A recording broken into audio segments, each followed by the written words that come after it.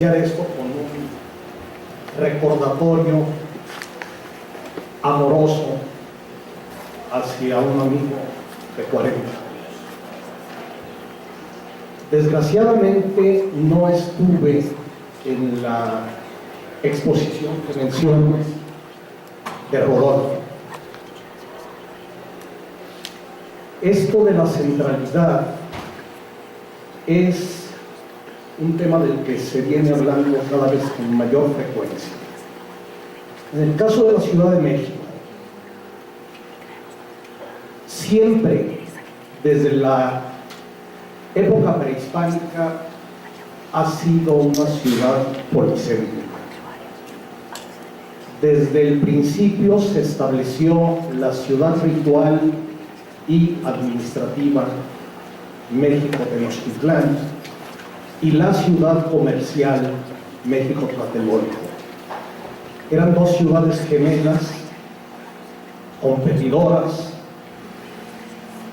y conforme la capital de México se fue expandiendo, fue absorbiendo pueblos vecinos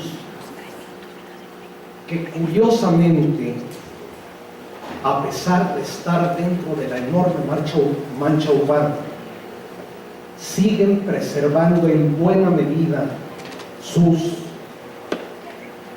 características, sus singularidades. Esto en otras ciudades ha sucedido también, de tal manera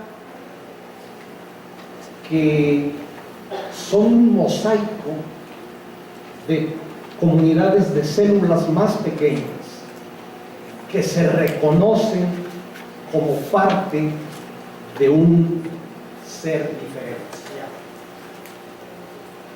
Yo tengo una enorme fe en el barrio como célula menor dentro de la inmensidad urbana. Y creo que algo que le ha faltado muchísimo a las ciudades de todo nuestro continente es estudios a fondo de esas unidades barriales, que en mi opinión deberían estar basadas en preguntarles a los vecinos si se sienten parte de un barrio o no. Es decir, no es un concepto de delimitación geográfica, es un concepto de filiación de los vecinos que se reconocen, que se conocen, para a partir de los estudios de las unidades ya existentes, emprender medidas para reforzarlas, para volverlas lo más autónomas y autosuficientes posible, para enfatizar sus características peculiares.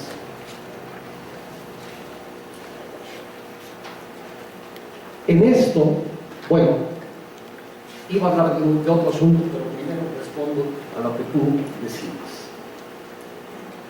Esta paranoia no infundada que ha invadido a México y que durante largos lustros tuvo también Colombia y que se da en menor medida un poco por todas partes, está convirtiendo a nuestras ciudades en guetos en donde se aíslan los poderosos económicamente.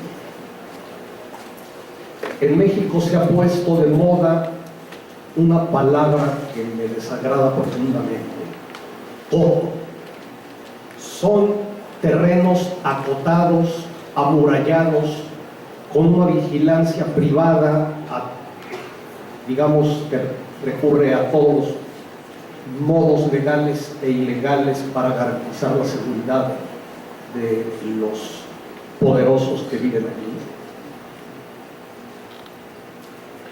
Esta es una privatización, una apropiación de la ciudad que me parece atentatoria contra el concepto democrático que creo que todos tenemos acerca de lo que es una ciudad. En otras ocasiones ni siquiera tienen los medios para tal despliegue y simplemente cierran una calle, clausuran una calle con cadenas y solo dejan que entren los que seleccionan sus guardias pretorianas.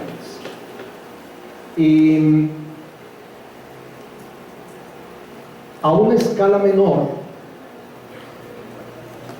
existen casos de restaurantes, casos abundantísimos, de restaurantes que se apropian de la acera frente a ellos.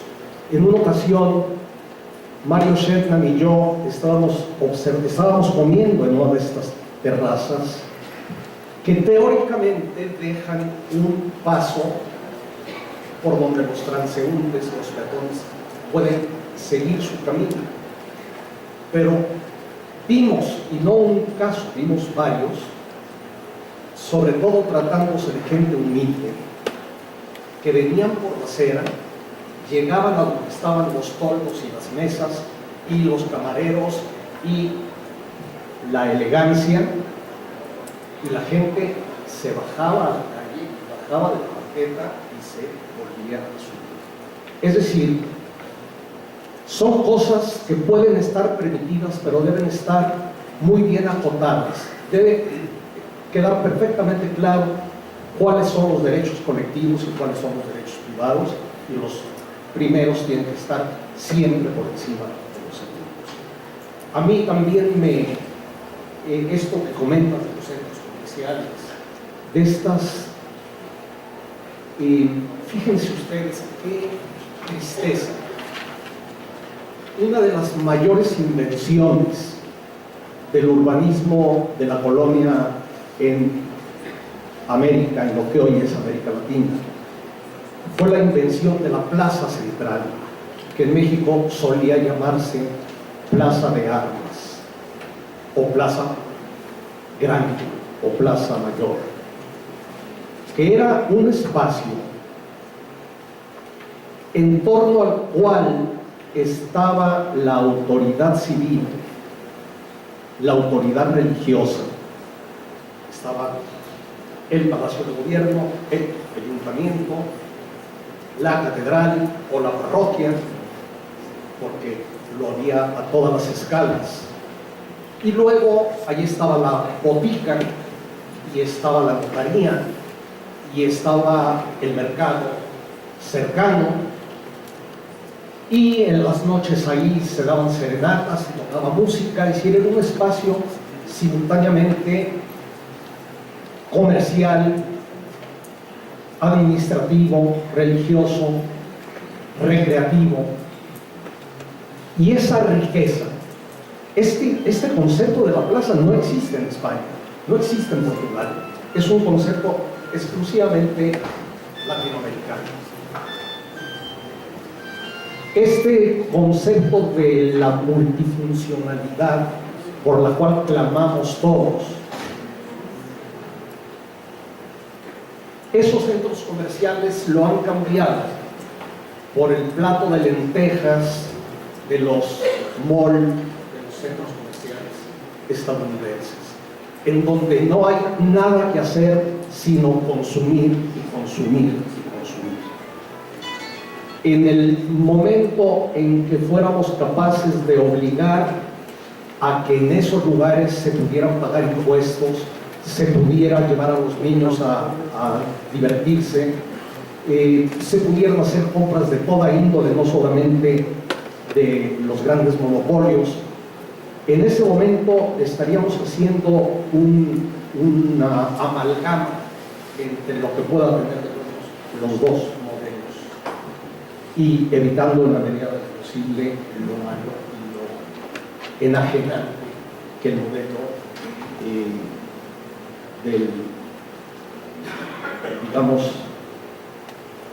del consumismo brutal de la sociedad consumo y desperdicio. Si nos pudiera dirigir un poco más el foco, ¿no? Estamos hablando en una mesa de crítica, uno de estos conceptos ya lo hemos trabajado antes, ¿no? Pero, ¿qué pasa en México con eso? ¿Qué ocurre con la crítica? ¿Hay algún tipo de reacción? ¿No ocurre nada? ¿Todo está bien? ¿Todo está perfecto? ¿Las autoridades lo permiten? Esos procesos de negociación,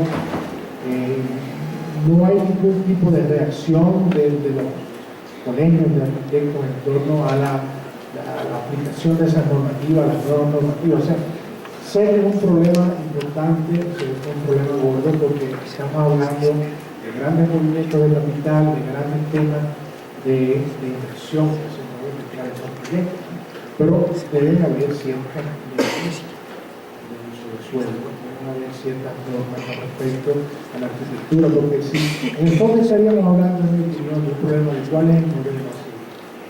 Si la normativa dijera que la plaza, la calle, el barrio, el edificio de esquina siguen siendo importantes, no sea a escala, pero puede ser que se den grandes desarrollos en los cuales ese modelo puede todavía funcionar. Pero ese no es el caso, la norma es otra. Y me gustaría que usted enfocara un poco en ese tema en México. Mi experiencia es demasiado limitada como para pretender hablar de México como país completo. Eludiendo un poco responder de frente, sin dando un rodeo, les voy a contar una anécdota personal.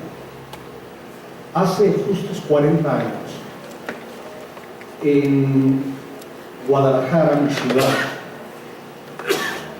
al final del año, un centro cultural hizo una reunión para que revisáramos qué es lo que había sucedido en la ciudad, en el terreno de la cultura, durante el año que estaba terminando, o que acababa de terminar.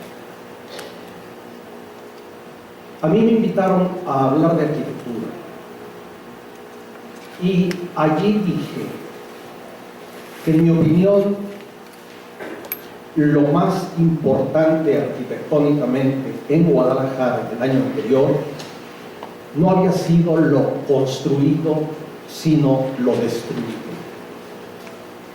Y mencioné ejemplos múltiples, dolorosísimos, de joyas arquitectónicas, de patrimonio entrañable que o había sido destruido para levantar monumentos a la nada en su lugar, o desvirtuados, desfigurados enteramente. Cuando terminó la reunión y se pasó a las intervenciones del público, dos mujeres, interesante que ambas fueran mujeres, dijeron que no podíamos seguir con los brazos cruzados, dejando el destino de nuestra ciudad en manos de las autoridades. Es decir, que la ciudad era demasiado importante como para lavarnos las manos y dejar o creernos la patraña de un ejercicio patrimonialista del poder que decía, así como el Estado soy yo, el país soy yo, la ciudad soy yo, el municipio soy yo. Y de esa manera nació lo que algunos consideran la primera organización no gubernamental en México, la primera ONG, que se llamó ProHábitat, y de la cual yo fui presidente los primeros 6 años. Es una historia digna de ser contada, porque lo sorprendente fue que, si bien fracasamos en la mayoría de los casos, triunfamos en muchos. Y la sociedad tenía particularidades como esta. Primera, no era una asociación de especialistas, era una agrupación de ciudadanos comunes y corrientes en los que había choferes de taxi, amas de casa, estudiantes de todas las carreras y niveles, profesionistas diversos, gente de buena fe, y una clave muy relacionada con la difusión y la crítica de la que estamos hablando aquí es que tuvimos como aliada, digamos, fundamental a la prensa. La prensa nos dio mucho espacio siempre y pronto nos dimos cuenta de que para que fuera válida una protesta ciudadana, para que fuera válido el reclamo de tener caminos de participación en decisiones que nos incumbían a todos, era necesario, primero, estar organizados, segundo, tener conocimiento de causa, tercero, ser oportunos, y cuarto, ser generosos. En este terreno creo que en México se ha avanzado bastante, no lo suficiente, pero ahora hay cada vez más grupos de presión, si queremos llamarlos así, que intervienen directamente en el destino de su... Miren, me encanta el título del primer poemario de Pita Amor, que fue un singular personaje mexicano, una poetisa que hablaba en verso. Llegaba uno a cenar con ella, se sentaba y empezaba a platicar en verso. Su primer libro se llama Yo soy mi casa. Y me gusta mucho la ambigüedad del título, porque yo soy mi casa y mi casa es yo. Y eso se aplica para mi casa individual y para mi casa colectiva, para la ciudad, para la casa de todos. Entonces, este ejercicio patrimonialista del poder nos hizo creer que no éramos nosotros los dueños de la ciudad. Yo creo en la necesidad y también en la posibilidad de erotizar la relación entre el ciudadano y la ciudad. Es decir, establecer entre los dos un vínculo basado en el placer, en el respeto y en el sentimiento de pertenencia mutua. Yo soy mi casa, yo soy mi ciudad. Ayer, en la espléndida charla del arquitecto Magallanes, dicho en español, él terminó diciendo algo en lo que no estoy de acuerdo. Dijo que a pesar de las mejorías que el modelo interesantísimo de la Escuela Barrios introducía en las comunidades, la gente seguía siendo igual, que no modificaba su pensamiento ni su comportamiento. Yo no creo que sea así. Yo creo que si yo llego con cualquiera de ustedes y le doy una palmada en la espalda y le sonrío,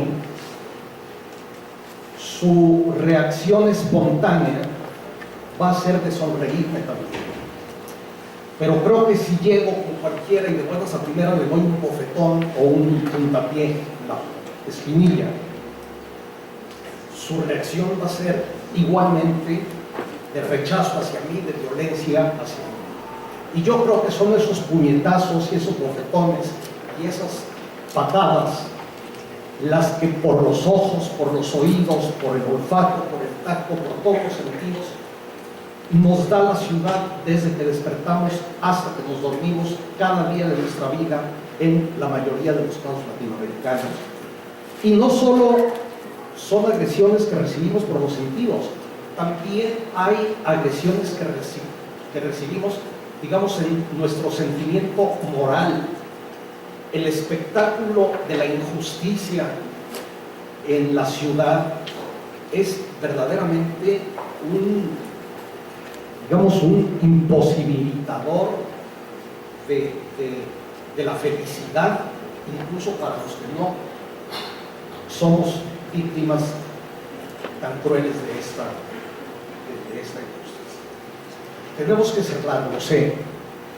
Y simplemente quiero decirles, todos mis compañeros han iniciado su intervención agradeciendo la invitación a estar aquí. Yo la agradezco profundamente, no quisiera que pareciera una fórmula de cortesía. Es realmente algo muy de agradecer el que lo inviten a uno a aprender. Pues con eso terminamos y seguimos con ustedes.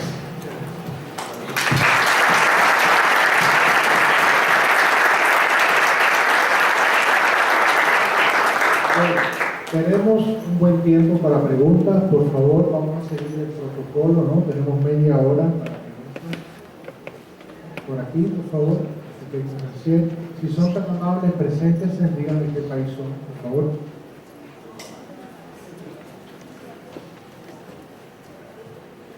Después Luis Noel.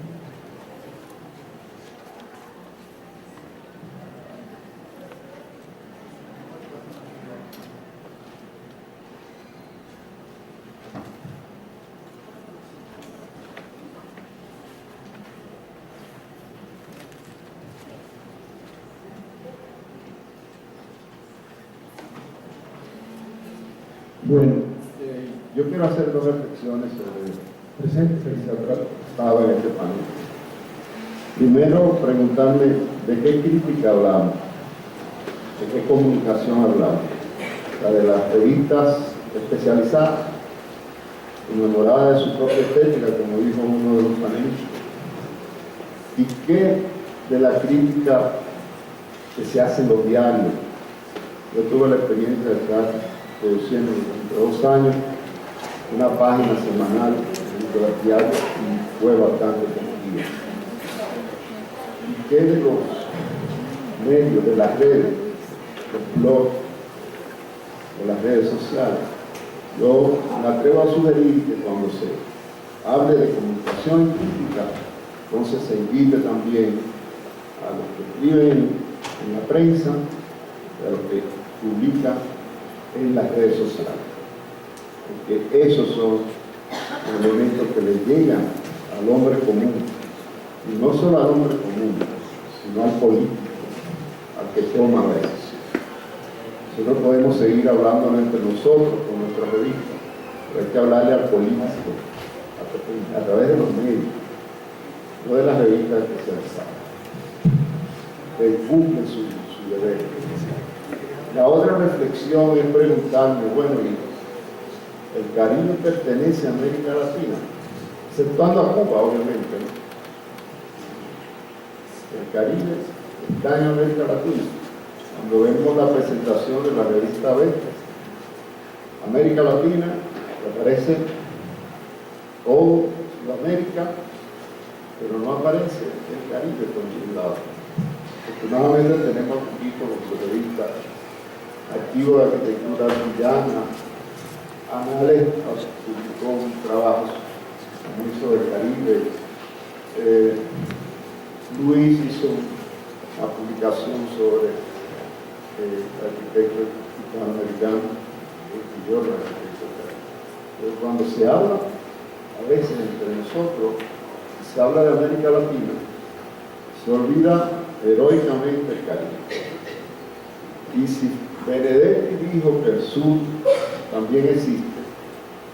Yo voy a usar las palabras de un poeta, Catherine Graf. Madre puertorriqueña, padre cubano, nacido en Santo Domingo.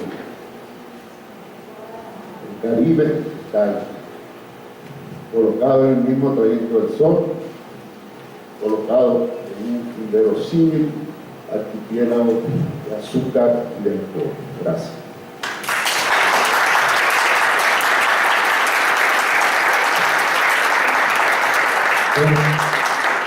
Me alegro que un compatriota haya planteado el tema del contexto, continua dificultad que tenemos en situarnos, ¿no?, desde el Caribe. Esta mañana uno de los chicos que habló de una de las universidades terminó su charla con algo que me pareció muy interesante. Dice: hacer crítica no es solo comprender la complejidad de una obra, sino comprender la complejidad de su contexto. Y en ese caso creo que es muy interesante. Me gustaría que dos miembros de la mesa, el arquitecto Díez y el arquitecto González, que tienen experiencia como columnistas en diario, puedan responder esa pregunta. Bueno, sí, yo hace muchos años que cada tanto me invitaban en el diario de Buenos Aires a escribir en la sección de arquitectura.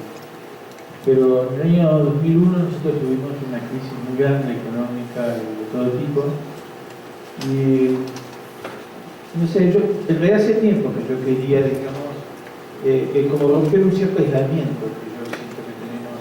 Yo escribí en temas de lo mismo, pero para mis colegas, para las discusiones que teníamos entre nosotros. Y bueno, me lancé a escribir una página general del diario, introduciendo, digamos, o tratando de introducir estos temas de la ciudad, del urbanismo. Y a medida que fui tomando confianza, fui diciendo más cosas. Y al principio, cada tanto recibí una carta, bueno, después empezaron las redes sociales y aparecen los comentarios. Y abajo tenés una ligera idea de lo que piensa la gente. A veces es lindo y a veces no es muy lindo. En general, digamos, cuando las cosas eran por correo, eran cosas elogiosas o ponderativas. Cuando empezó la parte de los comentarios al pie en internet, viene más mezclado, digamos, pero siempre es interesante porque produce como al menos alguna sensación de flujo. Sí, sí. Y bueno, esperanza es decir que hubiera comentarios, porque lo que siempre me interesó era que estaba el puente, digamos, de nuestras discusiones y las preocupaciones de los que deciden, la sociedad en general. ¿Y tenemos un caso cuál es una respuesta positiva? Sí, anécdota, sí. ¿Alguna respuesta precisa de algo que Le pregunto si alguna vez sintió que sus aportes periodísticos tuvieron alguna respuesta finalmente concreta En las políticas públicas. en algún hecho particular, alguna reflexión particular. No. Es decir, como dentro de la profesión sí. Es decir, vos ves que escribís un libro y primero no pasa nada, pero después de más de 5 años, a los 10 años, la gente te dice: qué interesante tu libro. Y eso te hace que, digamos, te da ganas de hacer otro, porque es milagroso, digamos. Toma 10 años de poder ganar. Es que es verdad, digamos, porque primero solo lo leen tus amigos, es decir, la gente que de algún modo ya piensa en vos. Pero yo creo que la misión de la comunicación es hablarle a las personas que no piensan en vos. Es decir, no creo en el club, digamos, es decir, sí, necesitas un club para afirmar tus convicciones, pero después tenés que salir, porque si no es una religión secreta que solo conocen, digamos, sus practicantes, digamos, pero nadie más. No sé si eso ilustra en algo. Sí, yo creo que tienes toda la razón, tocayo.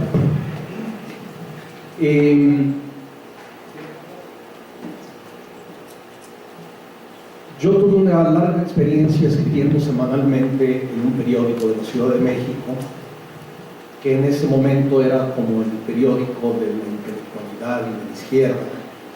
Se llamaba 1+1, después se acabó y nos fuimos en masa, o no se acabó,